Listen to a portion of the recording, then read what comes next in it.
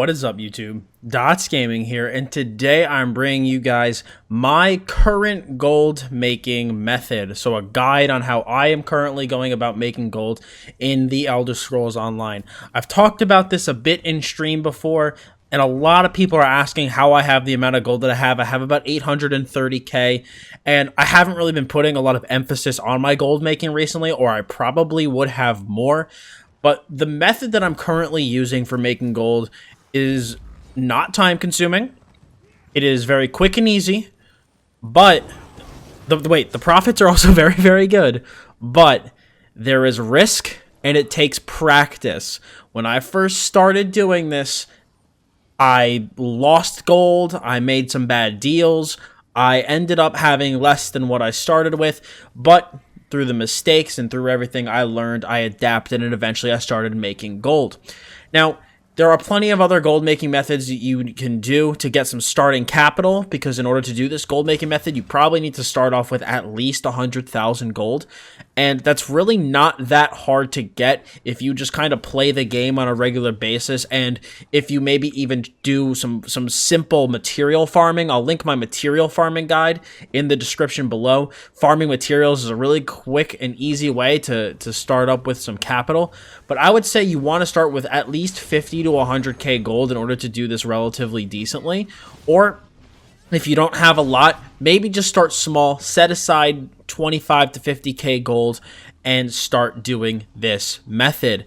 Now, what is this method that I'm talking about? What am I talking about that requires startup capital? And that is simple item flipping.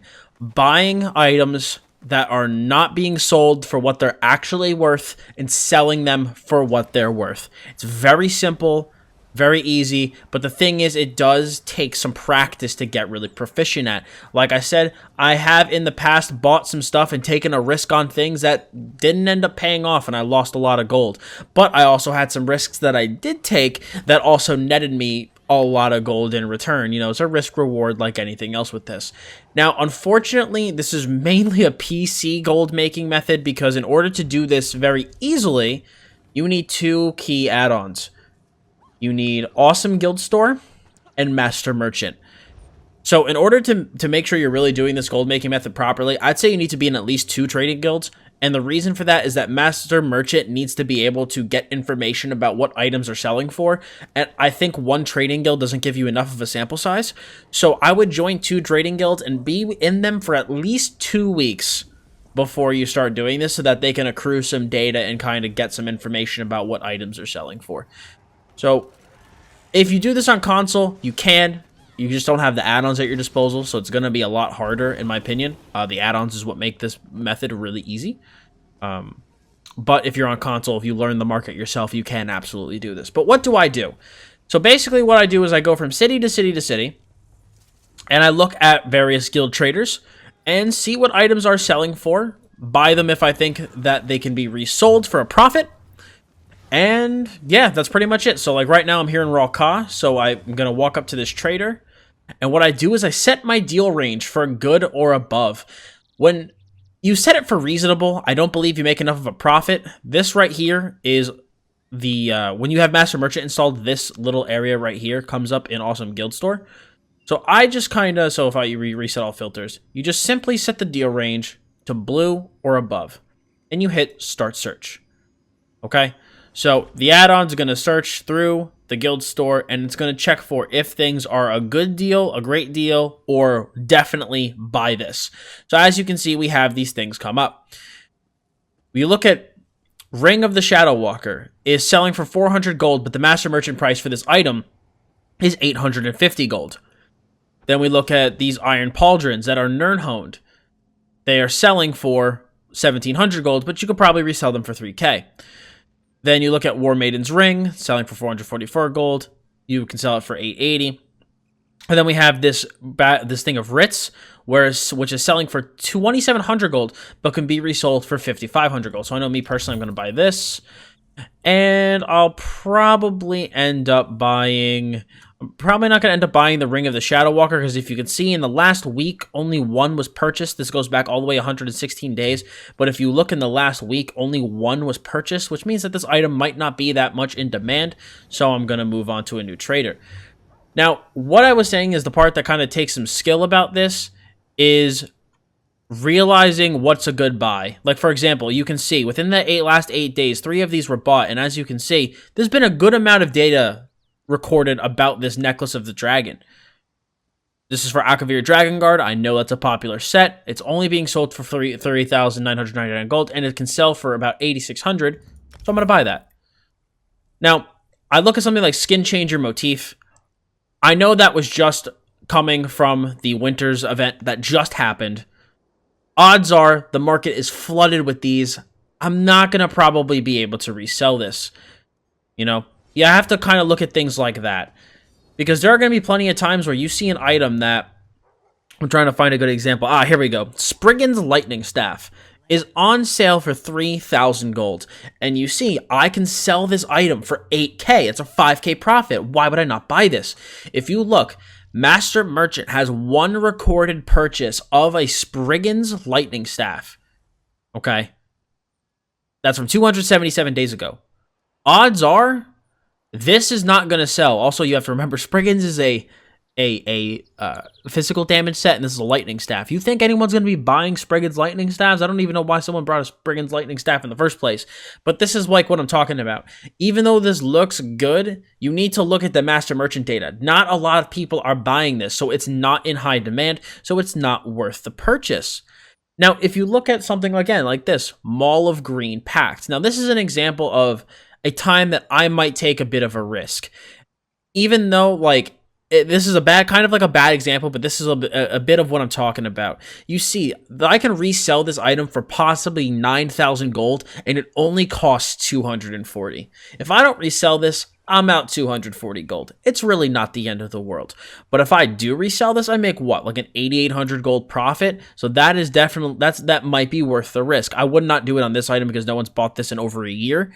Or around a year, excuse me. But that's like the type of risk that I'm talking about. Like, for example, I saw a gold Ring of Ravager once on sale for 10k, and my Master Merchant only had maybe two or three recordings of it for possibly 80 or 90k a piece. So I was like, you know what? I'm going to take the risk on it, and the risk did pay off. So sometimes you're going to take risks, like here, for example, Necklace of the Valiant. There's only 4 recorded sales of this item, okay? There's 4 recorded sales, possible 15.5k gold, only cost me 4, and there was 1 bought within the last week.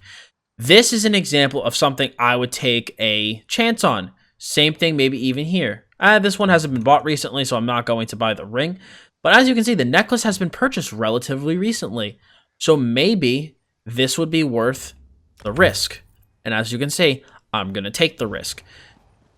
All right, so then we can try this trader. Ravaging Ring. I actually need this for my Templar. No, that's healthy. I don't need that then. I don't really think... See, I don't think this is going to sell well. You look in the last 9 days, it hasn't really sold very much. You know, you look at these items and you don't really think this is not the type of stuff you're looking to resell. You know, so some rings that are like really cheap, odds are you're going to make what, like 100 or 200 gold profit. Like that's not... I don't think personally that's worth the time to buy, unless, again, you want to trade small. You can trade really, really small. Me, with the amount of gold that I have, I don't like to work with these really tiny trades. I like to try to go a little bit bigger.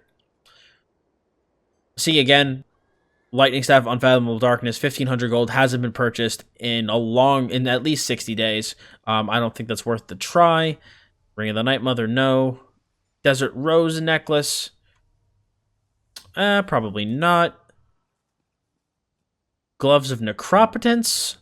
See, Infused Gloves of Necro. If this is a different trait, I'd probably try to resell it. But being that that's the trait that's on it, I'm probably going to not go with that. It's kind of sometimes you just go based on feel. You know, I kind of have a history of trying to sell items and knowing what's sold kind of well and what hasn't. So I tried Rawka. Now, there's a couple other places I could try. Elden Root. I got Wayrest. You got Mournhold, of course you have Vivec City. Then there's also, of course, the random traders out in the world. And a lot of times, don't skip on those random traders. Again, it's very easy to just go, I'm going to go to Wayrest, I'm going to go to Mournhold, I'm going to go to Vivec City, I'm going to go to Craglorn, because those are the most popular spots. because of the most popular spots, odds are someone like me has already gone through that area and bought all the stuff that's worth buying. So sometimes it's worth going to these places out in the middle of nowhere, because as you can see, pretty good data on this Briar Hart collar. As you can see, there's some pretty good data on it. It's not bad. 1,400 can resell for almost 7,000. I'm going to buy that. I have had a lot of luck sometimes coming to these guild traders out in the middle of nowhere and buying stuff and reselling it. See, again, this may only be a 700 gold profit, but I know how popular 7th Legion is. If these weren't healthy, I'd probably go for them, but because they're healthy, I'm not really feeling it. At least from a PvP perspective, you know, I figure if it was robust, people would probably want to buy it for PvP, but healthy, maybe not as much. So we leave Bankorai, and then let's try Vivek City. You know, and then you also have sometimes, like I said, sometimes those like really outland traders could be very hit or miss. There's been times where I've gone there and they've had nothing, and then there's been times that I've gone there and I've gotten like an absolute score. So it's really just kind of based on the day. So now we're gonna come here, try these guys. This is what I do. I spend maybe 15 or 20 minutes every couple of days and just go from guild store to guild store and see if there's anything worth selling.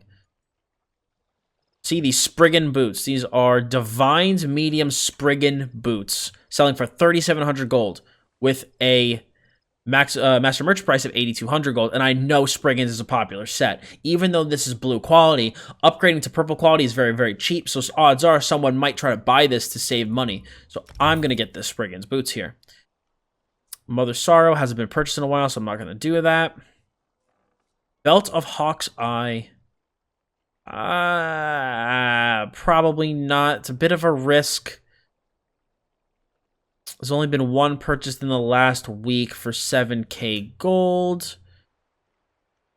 I might pass on this. I'm probably going to pass on that.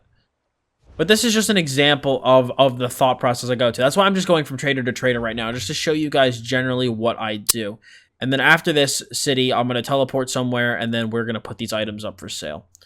So you'll be able to just see the entire process I really, really go through. Now, with the sell process, you know, optimally when you're doing the sale process, you're going to want to like see if anybody else on your guild trader is selling those items and make sure that you undercut them by, you know, X%. But sometimes I get lazy and I just post the items based on the master merchant data. It's if you really want to make sure that your items are going to be sold before someone else is on your trader, then, you know, do it properly and search through all of the items you're trying to sell to make sure that someone's not pricing it lower than you. But normally I'll check my own guild traders to see if there are any cheap items and buy those, you know, buy them if they're a really good deal, and I'll buy them out and then resell those items. So that's also something else you can do. All right, so as we can see, we're not really getting much luck anymore. Things are beginning to kind of look a little bleak. Ah, see? Ring of the Shadow Dancer. Maximum magic, maximum spell damage, stamina recovery, ignore the movement speed penalty of sneak. So as you can see, this has a pretty decent purchase history. And it's only 160 gold, and I can sell this for possibly 1k. Not bad. Not bad at all. Alright, so let's go back to a city, collect our stuff, and put it all up for sale. We're gonna go back to Raw Ka. I like going to Raw Ka sometimes when I'm trying to post auctions, simply due to the fact the bank is like right near the way shrine, so it's really easy to just walk right up into the bank. All right, so we're gonna go up into the bank. Also, it's good to travel just so you can make sure all the mail comes to you. So we open up our mail, we get all of our purchased items.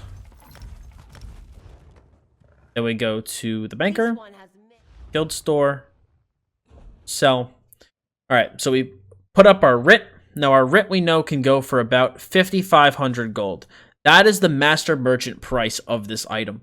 Now, do not put it up for the exact master merchant price of this item, or you are not. It's odds are when you put things up for the master merchant price of the item, they are going to go down slightly as you put things up for sale. You know, the prices a lot of times will naturally decay. So you're better off undercutting the master merchant price by a tiny bit to make sure that you are going to stay competitive. Because if I put this up for exactly 55.74 and the price drops down 200 gold, no one's going to buy this, because it's going to come up on their master merchant if someone else is using master merchant that I can get this item for cheaper at other traders. It's not worth that. But if someone sees that this item is worth 5,600 gold, but Dottz Gaming has it on sale for 5,200 gold, if it's going to let me type my zeros, 5,200 gold, someone will be inclined to buy that. So put it up for sale. Next to the dragon, again, 8,600 gold. Maybe go down to 8,400.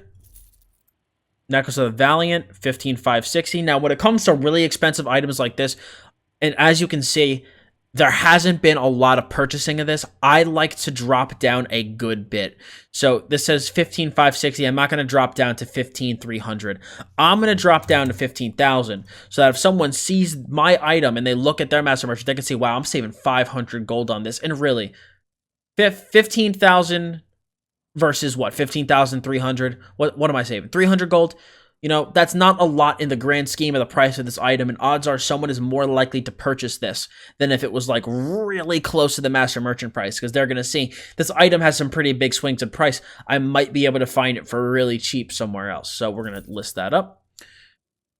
Then we have the Briar Hart collar again. So that's 67.50. So we're going to move that down to probably 6,500. List that up for sale. Spriggans boots, 82.68. So I'll drop that down to 8K flat. And then Ring of the Shadow Dancer, we're going to drop down to 1,000 flat. And then there you go. That is it. Very, very simple. That is how I make my gold. As we can see, I've been making this video for 15 minutes. That's how long, about 15, 16 minutes. 17 now. And most of this was me explaining the gold making method. So as you can see, I can potentially make some really good profits from those items that I just bought. And it took me like 15 minutes. So if you spend like 20, 30 minutes, maybe every now and then buying and selling items like this, you can really make a killing. There's no really gold per hour on this gold making method, because it really depends on what items you find and how successful you are at reselling them. Like I said, I would not do this gold making method if you're only in one trading guild. I don't think you're going to have enough of a sample size for Master Merchant. I would recommend being in at least 2 trading guilds. Make sure they're in a pretty decent location. One of mine is in Mournhold and the other one's in Elden Root. So I have 2 pretty solid trading guilds. So do your best to find trading guilds that are in good locations, because it's going to give your items a higher likelihood of being sold. If your guild trader's in the middle of nowhere, you might be able to successfully do this method, but no one's going to come to your guild trader to buy your items because your guild trader's in the absolute middle of nowhere. So there's kind of like a lot of things that go into this. You need to make sure that, like I said, 2 trading guilds, Master Merchant, awesome guild store, about 50 to 100K starting cash, and having 2 guild traders that are in respectable spots. But that, I started with 100K gold. I started with 100K gold, and I'm now up to 815K, and I have made several builds. I've spent hundreds and thousands of gold, and I'm still at, you know, nearing 1,000,000 gold. So this I have not had a single gold making method that works nearly as well as this. So it's something I'd recommend. There's other methods that can turn your time better into money, you know, farming Imperial City sewers, farming materials, etc. But I would much rather try to flip people's items who are a little uninformed about what they're pricing items for, and spend much less time to make more gold than spend more time to make a little bit less gold. Granted, the gold returns will be more consistent through a farming method, but once you really get this down, the returns are just so big. The returns are just so nice. But that is it for today's guide, guys. Just wanted to go through this gold making method with you and show you what I'm currently doing to make gold. If you like this video, I'd appreciate it if you hit it with a thumbs up. If you have any questions about this gold making method, or if you want to talk about Dottz, I tried this, it was successful, report your successes below. I'd be down to hear them. But if you guys also enjoy content like this, I would appreciate it if you hit that sub button. I do stream here on YouTube and on Twitch every Monday and Thursdays at 7 p.m. Eastern Standard Time, so you can come and check those out. And yeah, that's pretty much everything for today. So thank you guys so much for stopping by. I'm Dottz Gaming. Good luck out there making your gold, and I'll see you all in the next video.